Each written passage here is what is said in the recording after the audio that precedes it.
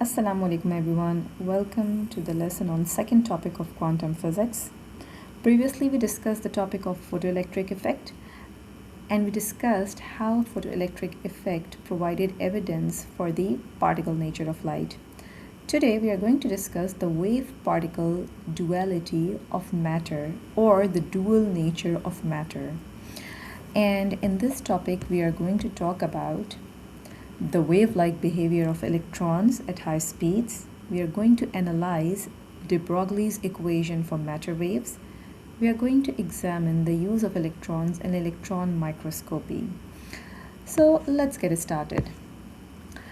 Now, imagine you have a ball in your hand and there is a narrow window in your room, any narrow window or any narrow opening in your room, and you throw the ball out of that window. Where do you expect this ball to land?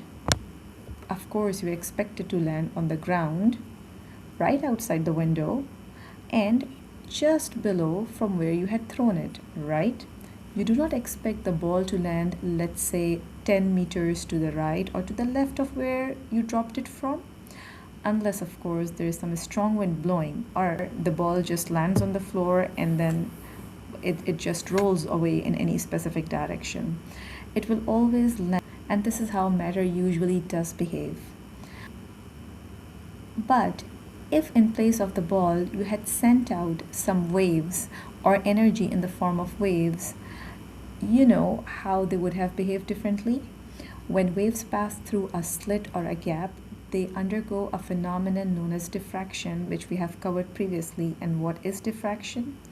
So diffraction is when waves spread out geometric shadow of an obstacle, and hence they don't just keep moving in a straight line. This is a very wave specific property which is not demonstrated, which we do not see being demonstrated by matter or by particles in our daily lives. Now, a similar experiment was conducted with electrons in which physicists sent out a narrow beam of electrons and made it pass through some narrow slits. Now the electrons were made to pass through a really thin sheet of graphite which is one form of carbon. And when electrons pass through this narrow sheet of graphite, they are of course expected to keep on moving in a straight line, just like a ball would do when thrown out of a window. There was a screen on the other side of the graphite sheet which was covered with a fluorescent material, so that whenever an electron would strike the screen, it would leave a glowing mark over here on the screen, a glowing spot on the screen. The results that were obtained by physicists were actually pretty interesting, because the kind of pattern these electrons formed after passing through the thin graphite film were nothing like they had expected. So rather than moving in a straight line, the electrons underwent diffraction and they formed a proper diffraction pattern on this fluorescent screen, just like you would expect when passing electromagnetic radiations or any form of waves through a slit. And we have seen this before when we were discussing diffraction grating or two-slit experiment, that when waves pass through multiple slits, number one, they undergo diffraction, and the diffracted waves from multiple slits further undergo interference, hence producing an interference pattern on the screen.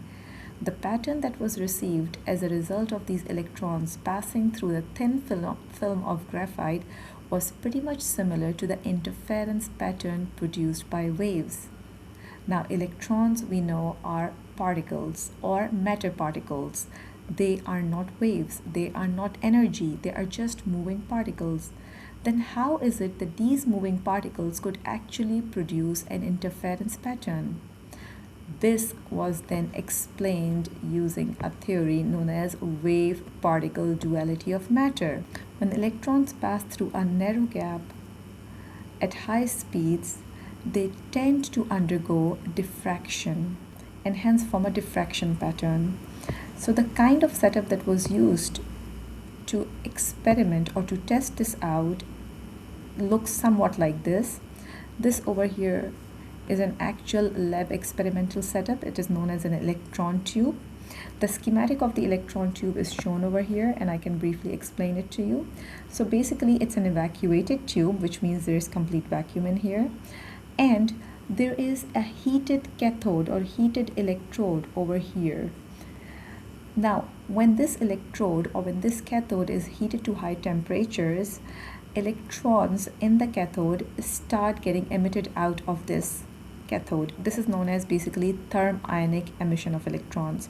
Now, these emitted electrons move with high speeds, and then they are made to pass through a narrow graphite film, a thin graphite film, and as a result of passing through the thin graphite film, they spread out, and hence they form a diffraction pattern like seen over here in this diagram, where you can see there is kind of like a circular diffraction pattern being formed on the screen. You can see it in the form of green circles.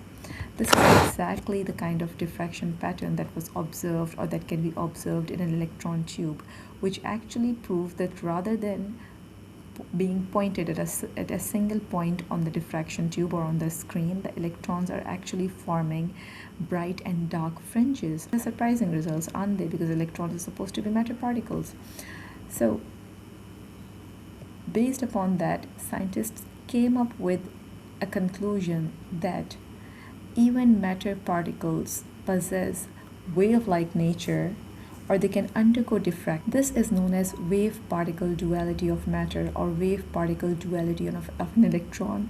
The conclusions that were given based upon this result were: number one, an electron interacts with matter as a particle, therefore follows all laws of mechanics, which means all Newtonian mechanics laws apply on it.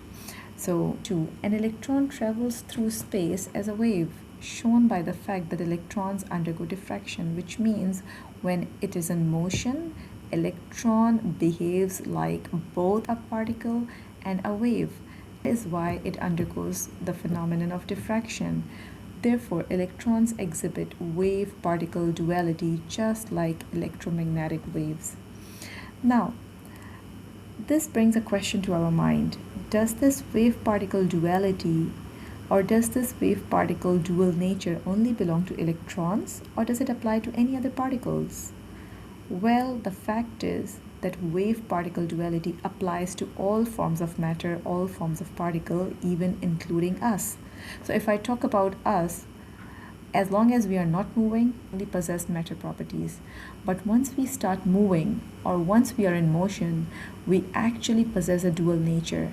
We behave like matter as well as waves. But do we ever undergo diffraction?